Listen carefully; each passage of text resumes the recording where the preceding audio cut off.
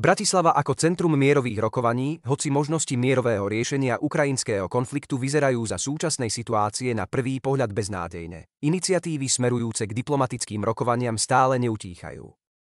Začiatkom tohto týždňa významná ruská politologička arménskeho pôvodu Karin Gevorian označila za najlepšie miesto pre mierové rokovania Bratislavu. V rozhovore vyratúvala dôvody, prečo je Slovensko vhodnejšie na sprostredkovanie diplomatického stretnutia ako Turecko. Vyzdvihla, že na jednej strane je členom NATO, no na druhej strane nemá na svojom území zahraničné vojenské základne. Na zázname od 27.25 https://www.youtube.com/watch_v.z.v.tv.com/watch v znamienko rovnosti FF6 XURG2TV4. To už v dôsledku aktivít bývalých ministrov Jaroslava Naďa a Ivana Korčoka nie je tak celkom pravda. Ale stále platí, že Slovensku Rusi dôverujú viac ako Švajčiarsku, ktoré už pre nich nie je neutrálnou pôdou. Aj preto Karin Gevorian vyzdvihla voľbu Petra Pellegriniho za prezidenta Slovenskej republiky a upozornila, že postoj Slovenska k vojne na Ukrajine je iný ako postoj väčšiny členov Európskej únie a NATO. Gevorian, ktorá sa pred mesiacom zúčastnila na medzinárodnej bezpečnostnej konferencii v našom hlavnom meste a ktorá Bratislavu spomína pomerne často, podporila len to, o čo sa usiluje občianske združenie Zjednotený za mier v spolupráci s partnerskou českou organizáciou Mír a spravedlnosť už dlhší čas. Snažíme sa presvedčiť politické špičky, že ten najvýznamnejší príspevok k medzinárodnému mieru a bezpečnosti, aký môže Slovenská republika priniesť, nie je švejkovsky napodobňovať veľké štáty v zbrojení a militantnej politike, ale vytvoriť podmienky pre kľúčové diplomatické rokovania, ktoré povedú k zastaveniu krviprelievania a ukončeniu vojny. Inými slovami, prepáčte, zasa budem citovať pápeža Františka, ktorý pri svojej návšteve Bratislavy veľmi jasne povedal, ako vidí Slovensko stať sa poslom mieru v srdci Európy. Súčasná slovenská vláda sa na rozdiel od tej minulej usiluje robiť realistickú zahraničnú politiku, ale stále to ešte nie je mierová politika. Na to by musela byť naša diplomacia aktívnejšia. Slovensko dnes pôsobí na medzinárodnej scéne tak, že si veľmi pozorne stráži vlastné záujmy, ale vo veciach globálnej politiky, ktoré sa ho bezprostredne netýkajú, viď konflikt na Blízkom východe sa nestavia proti často a škandalózne zmilitarizovanej mienke veľmocí. Čiastočne tomuto postoju rozumiem, lebo nová garnitúra nemá dostatok ľudí a slovenská diplomacia je prešpikovaná všelijakými káčerovcami a korčokovcami. Je to podobne zložitá situácia, ako bol boj Donalda Trumpa so štruktúrami Deep State. No ak to myslíme s podporou mierového riešenia ukrajinského konfliktu vážne, nesmieme sa báť zohrávať aktívnejšiu úlohu a nezväzovať sa strachom z vopred prehranej bitky. Práve takéto ťažké rozhodnutia totiž robia s politikou štátnikov. Na slovenskej politickej scéne sa dlhodobo bľaboce o potrebe akejsi vízie bez toho, že by mal niekto čo i len hmlistú predstavu o tom, čo by ňou malo byť. Mojou dlhodobou víziou je budovať Slovenskú republiku ako mierový štát, ktorý by mohol byť zárukou stability v tejto časti sveta. To si vyžaduje nielen podporovať mier slovne, ale prispôsobiť tomuto cieľu všetky formy politík vrátane finančných priorít.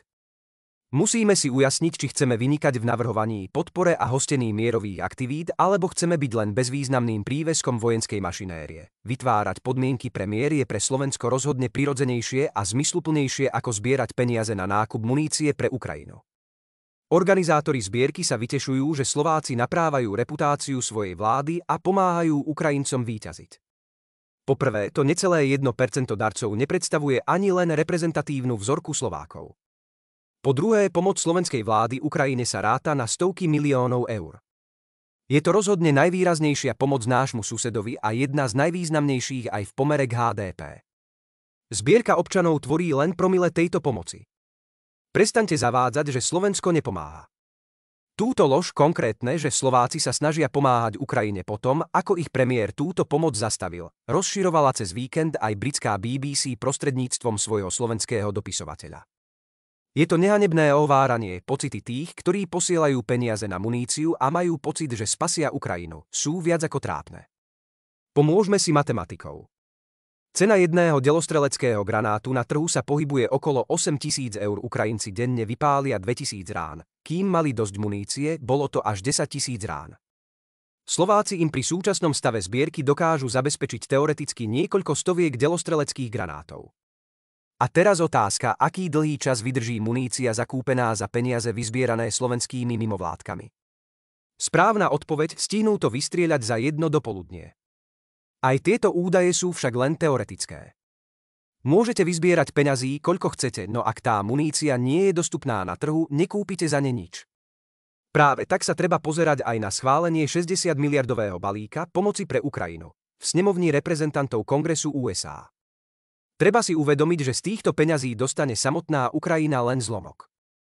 48 miliárd zo 60 poputuje k zbrojárskym kontraktorom v 40 krajinách. Z tých peňazí sa budú platiť nielen zbrane pre Ukrajinu, ale aj doplnenie zásob pre Pentagon, vyzbrojovanie amerických vojsk vo východnej Európe, nevojenské výdavky kievskej administratívy a tak ďalej. Navyše, federálna vláda síce môže vytlačiť ďalšie peniaze, ale nedokáže vytlačiť ďalšie delostrelecké granáty a rakety protivzdušnej obrany. Počiarknuté sčítané, tieto peniaze sú výhrou len pre vojensko-priemyselný komplex, pred ktorého nekontrolovanou mocou varoval už pri svojom odchode z funkcie americký prezident Dwight Eisenhower. Všetky tie oslavné scény budú vyzerať obzvlášť hlúpo, keď sa Ukrajina zrúti. Pretože ani s týmito peniazmi nedokáže Rusko poraziť, dokáže sa len nejaký čas udržať na nohách. V tom je zmysel a podstata tzv. Opotrebovávacej vojny. Nič na tom nemení ani fakt, že slovenskí militaristi zneužili bývalého partizána, 100-ročného Ota Šimka, ktorý im na podporu zbierky nahovoril krátke video, že tak ako nemalo zmysel rokovať s Hitlerom, nemá zmysel rokovať ani s Putinom a treba ho poraziť. Pán Šimko je bez pochyby statočný človek, ale ani jeho zásluhy v boji z neho nerobia zahranično-politického alebo bezpečnostného experta. Uniká mu totiž kontext celého konfliktu, pri ktorom porovnáva neporovnateľné. Proti fašizmu sa sformovala celá antihitlerovská koalícia. Desiatky štátov bojovali na všetkých frontoch na 3 kontinentoch, aby porazili nacistické Nemecko a dobili Berlín. Pýtam sa týchto vojnových propagandistov, či chcú dobiť Moskvu, či si naozaj myslia, že môžu poraziť jadrovú veľmoc. A aby som bol presný, nie oni, ale samotní Ukrajinci, ktorým síce pomáhame, ale bojovať ich nechávame samých. Táto v porovnaní s Ruskom málopočetná armáda nemôže v takejto vojne zvíťaziť, nemá na to ľudské kapacity. Nemá ani dosť ľudí, ktorí by obsluhovali všetku tú dodanú vojenskú techniku. Preto to nie je žiadne klišé, to, čo robíme, je naozaj iba predĺžovanie vojny. Predsa ak nie ste analfabet, musíte pochopiť, že túto vojnu nedokáže vyhrať ani Ukrajina, ani Rusko, dokážu sa len navzájom vyčerpať, oslabiť a vzájomne vykrvácať, čo je v skutočnosti hlavný cieľ Bieleho domu, Pentagonu a CIA. Len hlupák nevidí, že tento typ sa nedá porovnávať s druhou svetovou vojnou, ale skôr s konfliktmi typu Irán-Irak, ktoré nie je možné ukončiť inak ako diplomaticky. Svetová vojna z toho môže len vzniknúť, ak budeme naďalej pomáhať upadajúcej svetovej veľmoci rozdúchavať konflikty, ktoré destabilizujú svet a môžu sa zvrhnúť na globálnu katastrofu kdekoľvek, na Ukrajine, na Blízkom východe či v Juhočínskom mori. Len indoktrinovaní hlupáci sa môžu z toho radovať. Pri schvaľovaní balíka vojenskej pomoci nielen Ukrajine, ale aj Izraelu zaznievali až šialené veci. Predseda snemovne reprezentantov Mike Johnson zdôvodnil svoj návrh zákona o financovaní vojny fanatickými biblickými argumentmi, že kto je veriaci, musí stáť na strane Izraela. Republikánsky kongresman Jerry Connolly zasa vyhlásil, ukrajinsko-ruská hranica je naša hranica. Navyše tento šašo označil Putina za marxisticko-socialistického diktátora. Republikánska kongresmanka Katherine Clark zasa nazvala všetkých, ktorí tomuto zákonu odporujú, nepriateľmi slobody. Nuž iste, Spojené štáty sú takou slobodnou krajinou, že americký senát schválil pred pár dňami návrh zákona, ktorý umožní americkým spravodajským službám uskutočňovať elektronické sledovanie bez súdneho príkazu. Neviem, prečo by sme sa o slobode mali nechať poučovať od takéhoto sfanatizovaného, zmilitarizovaného štátu. Perly však zaznievajú aj na našej politickej scéne. Poradca prezidentky Ivan Mikloš dnes v relácii TV Markíza na telo zahlásil, že prečo by nám mali Spojené štáty prísť na pomoc, keď nechceme pomáhať Ukrajine, SIC. Prečo? Nuže by preto, že ich k tomu viaže Severoatlantická zmluva, kým v prípade Ukrajiny, ktorá nie je členom NATO, žiadnu takúto povinnosť nemáme. Takéto triviálne veci treba vysvetľovať bývalému vrcholovému politikovi. Rovnako sa nedajte oklamať ničím nepodloženým strašením alebo módnym slovom hoaxom, že ak Ukrajinci Putina nezastavia, že zaútočí na nás, že na Ukrajine sa bojuje za Slovensko. Cieľom Ruska je maximálne dobiť zvyšky 4 provincií pod Dneper, ale všetci stratégovia vedia, že západnú Ukrajinu by neudržali, že by ich tam čakalo nepriateľské prostredie a vyčerpávajúca partizánska vojna. Útok na štáty NATO nemá nejakú logiku.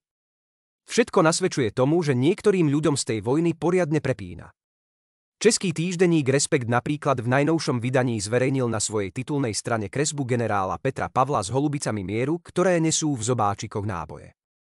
Ja neviem, či to mala byť nejaká forma kapitalistického realizmu, ale im už proste šibe.